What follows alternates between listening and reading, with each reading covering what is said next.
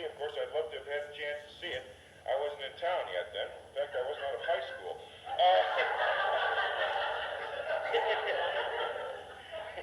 Well, it was a show that you've talked to me about on a number of occasions. Maybe you talked about a revival of this particular show, and that is Joan of Lorraine. Yeah. Remember, I was one of the boys. Beside that, I followed you front stage, back stage, side stage, and most of all, I worried mostly about your grief.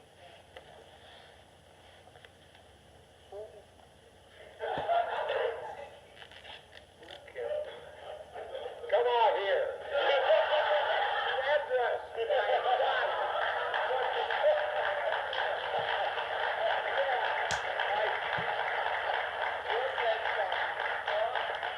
Yes, it was. But remember when I was in one of, I don't even know which one, I had a line, I could never remember the thing, and the first time that we had the stage, you said, you did it reverse psychology, and I never forgot it after that. You gave me my line, and then I fed you back something else. Yes, as I said,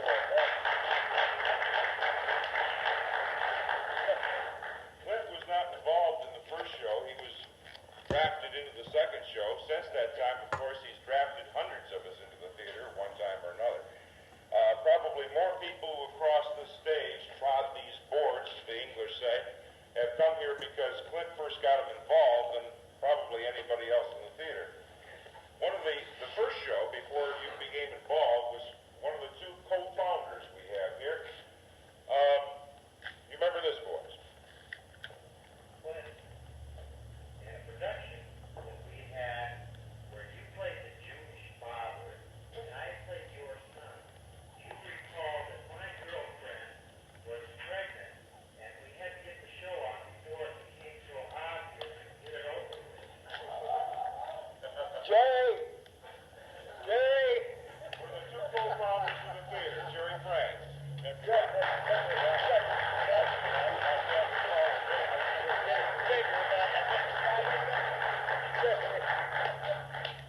Of all the shows that you've been in, 17 since we've been here, and nobody can really figure out how many you were in before that. I think, in my opinion, the role that I liked you in best was in the superbly directed Sunshine Boys by Bob Fox. You remember this line for this person from the Sunshine Boys? Clint, you think the patient is ready so we can start our doctor's step? Fred, go.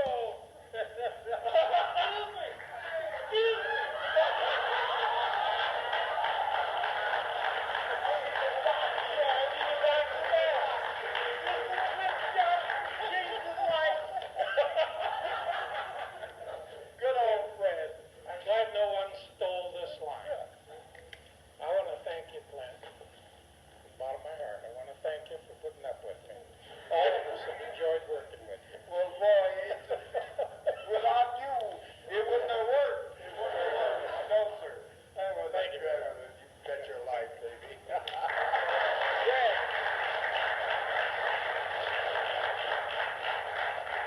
Okay, we have one person that would have loved to have been here tonight, but unfortunately could not have. But with his organization and his dedication, he has sent a tape so that we can all listen to his words concerning Clint Johnson that he developed. Brian, can you play that tape, please?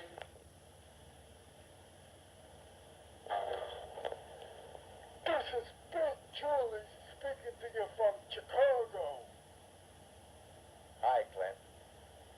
I'm sorry I can't be with you in person tonight, but there are a few things I'd like to say to you anyway. I remember the first time I ever met you. We were at one of the local dens of iniquity, and you came over to my table, and you sat down, and you said that you had a part for me in a show. And this part I was ideally suited for. I was typecast. said there'd be no pay, but I was perfect for a person by the name of Murray Burns in a show called The Thousand Clowns. Now, Murray was you said, a lovable slob who's got no job and lives in chaos. This guy did imitations of Thomas Jefferson and is the mind of Chuckles the Chipmunk. He never came to reality except as a tourist. But then you said that the real star of the show was a doll by the name of Bubbles, whose boobs lit up. Well, when I heard all of this and I looked over at you, and I thought, what kind of a nut am I talking to? Well, you were right about everything, Clint, except for one thing, the part about no pay. I did get paid, and was paid in your friendship, and I'll treasure that always. I remember a lot of rehearsals for that show, many of which were in the basement of the Elks, and you said that we could rehearse there, but absolutely no booze. That was a switch, Clint. One of the rehearsals, I had a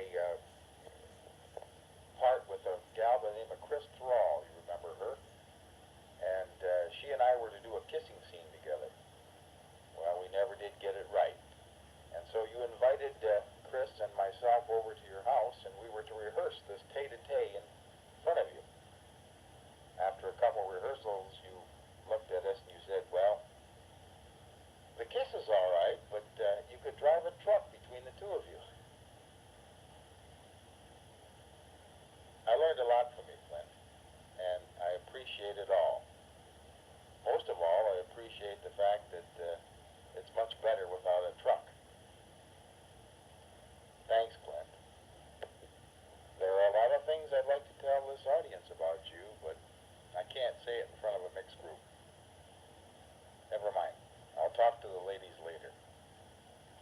Have fun in your night, Clint. And as I said, I appreciate all you did for me, but most of all, I appreciate your friendship. Take care. See ya.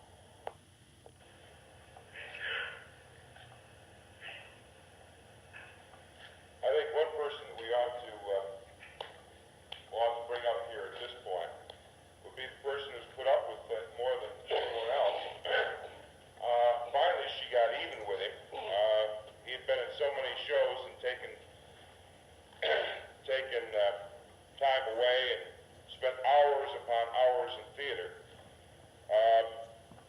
That she finally got even. She got involved herself in Music Man, and that way she could say that